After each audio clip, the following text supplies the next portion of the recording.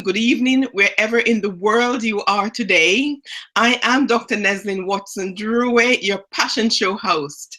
And today I have Dr. Simi from Mumbai. So, Simi, be kind enough to introduce yourself to our audience, please. So, who are you, Simi? Well, thank you, Dr. Nelson. It's an honor to be here on the show. My name is Dr. Simi Kataria. I am in India right now. Physically, I'm a lady. I'm a human. Culturally, I'm a born Indian. Nationally, I'm an American. Metaphysically, I'm a body of knowledge. How beautiful. And so, Simi, this is the Passion Show. So, Simi, do share with us, what are you passionate about, Dr. Simi? Um, I'm passionate about discovery, innovation, knowledge. More and more and more. I have got an insatiable appetite for learning and growing and innovating new things. So, in that discovery, what is it that makes your heart sing? Making a difference to humankind. Say a little bit more about that.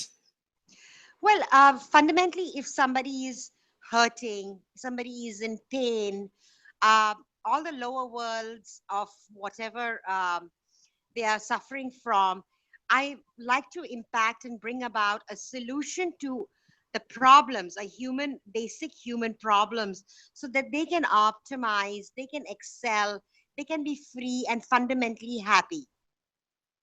Wonderful. And in bringing about solutions to human problems, what are some of the results that you have had as a result of that passion of solutions Well, to human problems? well, Well, everything is case to case. I mean, when I coach, I have executives wanting to become board advisors. Obviously, that is achieved and has been doing that for the last 15 years. Have a almost 200% success rate in taking people from where they are and where they want to go. What really, it's not really the professional part of it. It's really impacting somebody. Like, for example, if somebody's trying to commit suicide, how do I bring him from that state to an alive state is what I call making a difference in somebody's life. So it's fundamentally releasing the pain points of fundamentally showing them the solution, showing them the way, showing them the stars, the moon, the life, what really fundamentally what life is all about, where we forget and get color through the process.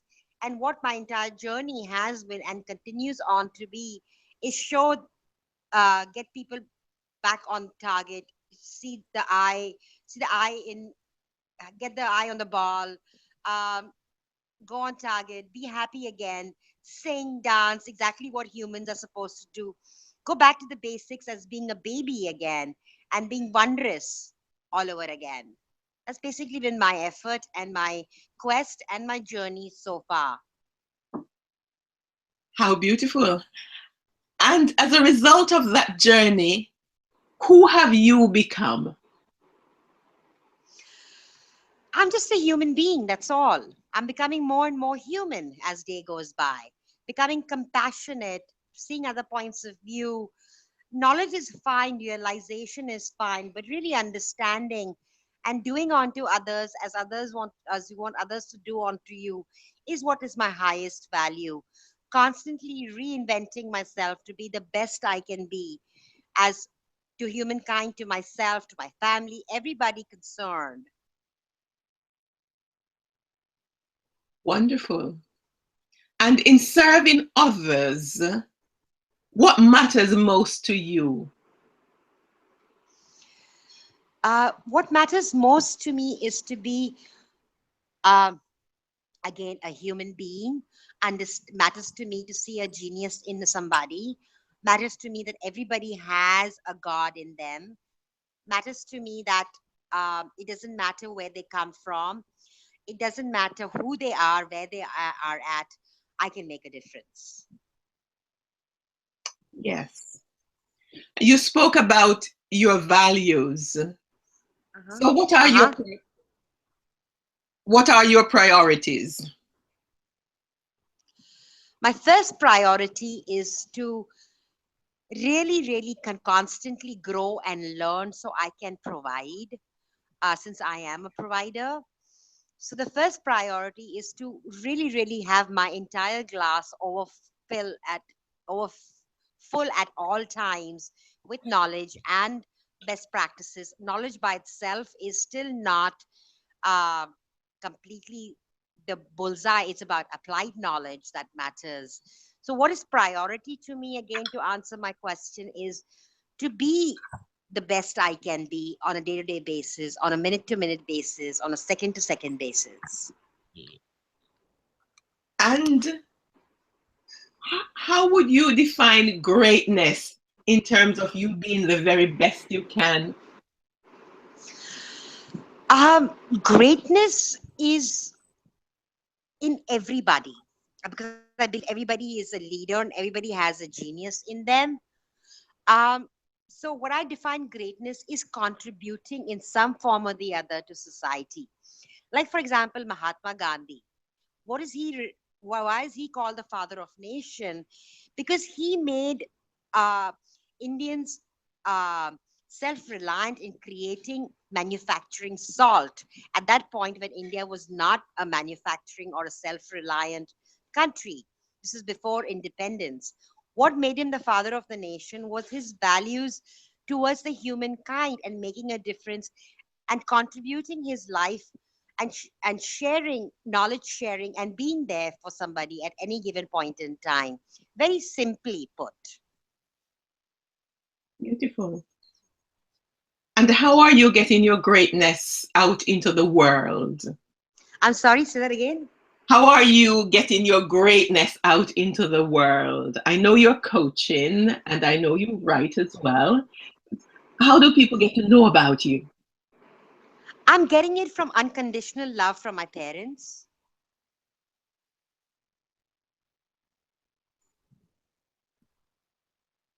Yes. And how are people getting to know about you worldwide?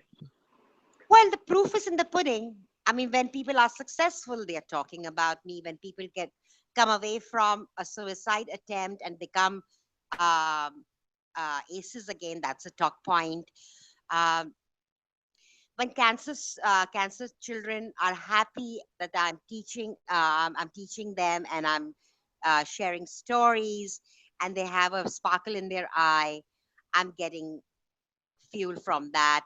I'm getting to know there. Then my parents, my mom who's handicapped, been there for her throughout. I've got mother's blessings. I'm getting fuel from that. Being there for my parents in the old age, being the sister, being a friend, fulfilling all my duties and roles as best as I can is what is the name of the game where I'm at right now.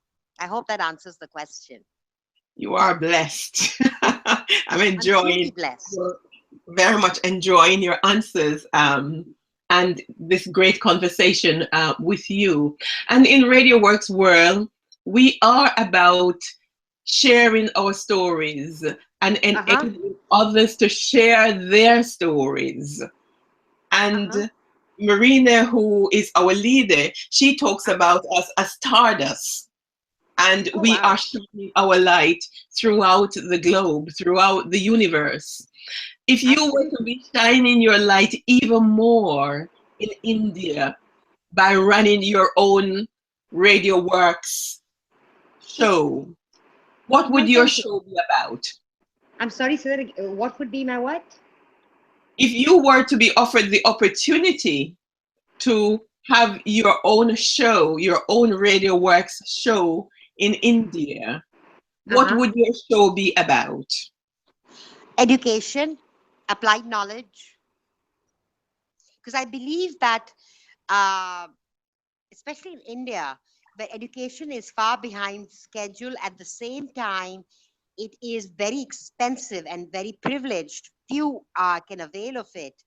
I would like to offer it FOC to anybody and everybody in different languages, because of the fact that India is diverse, so that everybody can avail and enjoy what I have enjoyed and be blessed as much as I have been blessed.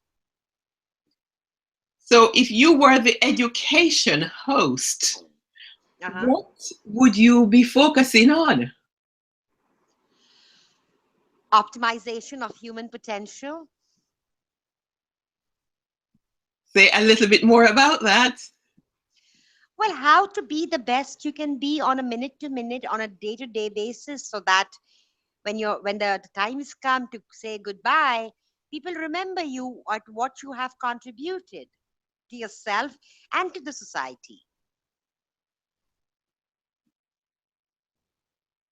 Perfect.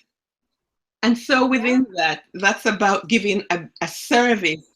And as you say, India is very diverse, and you'd be giving a service to diverse communities. What does service mean to you?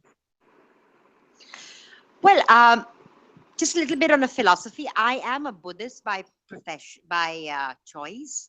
Born a Hindu by but practicing Buddhism for the last 25 years. And leadership really is about server leadership, where I believe that you need to empower, ignite, serve, be there no matter what in somebody's life, whoever comes to you at that point in time, because there's a reason why people are coming to your life. There's an old book called Celestial Prophecy, which is my favorite book, where whoever makes an eye contact with you, there is a reason, there's a bigger picture, there's a mission, there is a calling. You have to avail of that and share yourself.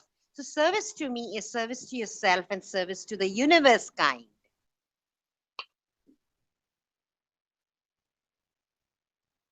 Does Do that you, answer your question? yes, do you remember when we made contact? Would I remember what? Do you remember when we made contact? What's your memory of when we made contact? We made contact at the concierge lounge on the 21st floor with Dennis and Michelle Rena when we were having breakfast. And you were on the other side, on the other, just next door, next table, and you were having breakfast while we were chatting. And Michelle was talking to you about best practices of food intake. Because they are into holistic health and very big on combating challenges, as you know, and they have overcome. So we were talking about that, and you were sharing about your breakfast menu at that point and why it is good for you and good for health. And that's where they introduced me and I introduced you. I introduced myself, and you said you want to interview me on Radio Works World, and I'm like, wow, what an honor and what a woman. You have a charisma of what light, I don't know. The whole galaxy is behind you. How kind. And so let's stay with this bigger picture that you have about broadening education and enabling human potential for the people in India.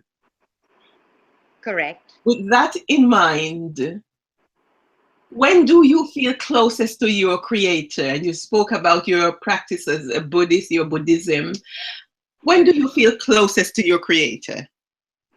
When I can be compassionate and I can forgive and move on. Okay. And if this were to be many, many, many years from now, so many, many years from now, if this were to be your last day in this life, and as you are about to transition, your angels and your family are making contact with you. Uh-huh.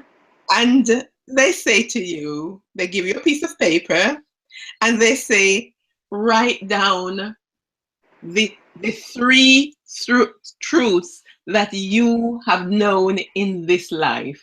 What would be your three truths? The first truth is that um, I am their daughter. I was born through them. That is the first truth. The second truth would be that I am truly blessed to be their daughter. And the third truth would be that I'd be extremely sad to bid farewell to them and move on. And what legacy would you like to leave? The legacy that I would like to leave behind after I'm gone is that I contributed to, I was known for some discovery, maybe my desire is to be a Nobel laureate one day after my postdoc. Um, uh, would like to leave a legacy behind that I was a visionary. I saw the suffering of humankind. I provided a practical solution. Not that I want to be a Buddha, nor do I want to be God. I just became the most realized, compassionate human being that there was, and uh, I did what I could in the best possible way. I love it. So, what is there about you that you have really chosen to live for? What is it about me that I've chosen to live for? Yes, Again, service to mankind and service to myself, my mission, my calling. I knew very earlier on in my life that I had a calling. Whether I'm a realized soul, I'm an old soul, I'm a new soul, I don't know all these things. But I had that feeling in my gut that there's something more than what meets the eye. And I went searching for that. And I urge everybody to wake up to that. So, what is it about me that I knew my calling, I knew my mission, and I'm working on it. And I'm very fortunate to uh, get the power, the force, the energy, the health, the backing, the buy-in. People, everybody has made it possible for me to come to this stage and move forward. wonderful. I love it. I love it that you are just so in flow with your purpose. You know your mission. You know what it is you're here for. So what makes you smile? Everything makes me smile. A baby crying makes me smile. A dog barking, a baby animal, everything makes me. A crow, parrot, birds, bees, everything makes me smile.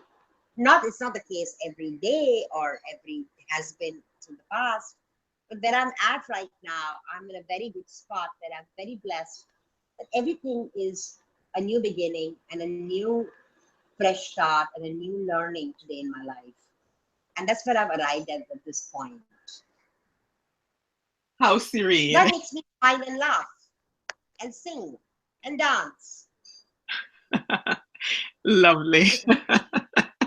Which then makes me want to ask you, what are your favorite things that you do both in the past and in the present? My favorite things. Yes. Um, in terms of materialistically, I love good life. I love good food, good people, good things, good clothes, good jewelry, all the beautiful things that are offered. I love all that. So I guess that's what I like. That's life. Yeah, I I like will everything. But the I will but the remember the jewelry. I love jewelry. But not diamonds as much. I love other jewelry. I Yeah. love everything to do with perfume. Everything to do with being a woman. Okay. So, what activities make you lose track of time? Uh, Researching and discovering something new. I'm immersed 24/7. Um, Coaching makes me lose time. Making a difference makes me lose time. Um, Feeding a dog, I love dogs, makes me lose time. Happiness from dogs makes me lose time. So many things. There's so many things. There's nothing like. So basically, I have infinite time. And what makes you feel great about yourself? just waking up every morning and saying, wow, what a wonderful day. I have so much to do. You know something, our leader Marina would love you for that. She is just so inspirational. Each day she wakes up, and she wakes up with energy, with vision, with vigor, and radiating life and love and passion and all of Wow. that. So Wow. yes. My So kind of gal. exactly. Exactly. So who inspires you most? Anyone you know or do not know? You know, it could be somebody you read about. You're a doctor of philosophy. So who inspires you most? Well, of course, by choice, I tried practicing Buddhism. So, what inspires me most is Gautam Buddha, his principles, his value proposition, his give back to society. I think that's where his philosophies, his way of life, his practicality is what inspires me the most. Yes. And what are the qualities within each of those philosophy that gives you that vigor, that urge, and that fire in your belly? Unconditional love and compassion. The two things that Buddhism talks about and Gautam Buddha talked about was unconditional love and compassion. And that's what I think is what is my entire effort all about. How beautiful. Yeah. So, are What there are there any regrets that you have thus far in life? lots of them. I made lots of bad mistakes and poor mistakes and a lot of regrets. However, if I don't believe decisions are good decisions or bad decisions. The power of decision making is essential. So the thing is, yes, I have made a lot of mistakes and I have lots of regrets. However, I learned from them and I'm not making them again. Same regrets or the same mistakes again. Yeah. Hello? Yes, and Yeah. if you, what would you say to the younger generation? You're inspiring the younger generation, Mm. and you're sharing life. What would you say to them? Make the mistakes. Don't be scared of mistakes.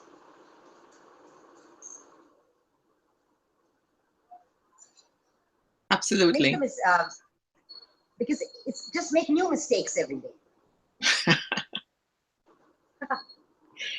And so, what causes you? You spoke about your Buddhism, and you've shared your values with me, and you've also shared your priorities. Uh-huh. What more would you say that causes you connect with what you strongly believe in? What causes me to connect? Yeah. Uh, well, fundamentally, the practice of Buddhism causes me to connect because I breathe it. Um, my this entire being, my breathing, the first conscious breath that I take in the morning, the breath that I go to sleep, uh, everything causes me that there is that calling, there is that that mission, that thing that you gotta do every day, every second, every minute of the day. That's what causes me to be what I am and makes me into action. Okay. So I have my last two questions for you in terms of the time. If you had to share with me your 9 most important words, what would they be? I'm counting them off on my finger. Your 9. 9 most important words. Unconditional love, first word. Compassion, realization, applied knowledge, uh, family, bigger picture, decisions, make mistakes, um, value your own dignity. Wonderful. So it's been a pleasure sharing and conversing with you this morning. You have spoken about what you do. You've shared with us who you want to help and that you want to help the people in India in diverse communities. You've shared that your passion is about bringing education and optimizing human potential. And for you, optimizing human potential is enabling people to be their very best that they can be. You've talked about the results that you want to leave and the legacy that you want to leave. So it's Uh-huh. been great. Is there anything else that you would like to share that you have not yet shared? One last thing is that human to me is not really India. I'm doing it right now in India because I'm in India. But I have worked in the Middle East, in the Far East, and America so far. So a human is a human anywhere in the world. What I'd like to leave behind is this if you really want to plant 1 year, Confucius says grow rice. Confucius says if you want to plant 10 years, uh, get into a construction industry. If you want to plan 100 years, get into education or knowledge. What I'm saying is that if you want to plan forever, get into applied knowledge, applied education. Wonderful. And so, with that, it is my greatest pleasure that I will be recommending you to our leader, Marina Nani, to Thank be you so much. the the Radio Works host for education. Dr. Simi, it's been a pleasure sharing with you. Thank you for taking the time to be with us. And I have got your telephone numbers, and I will be connecting with you with a conversation with Marina. So I will check on Marina's timeline when she next has available time to speak, and I will send you a conference call number with the Okay.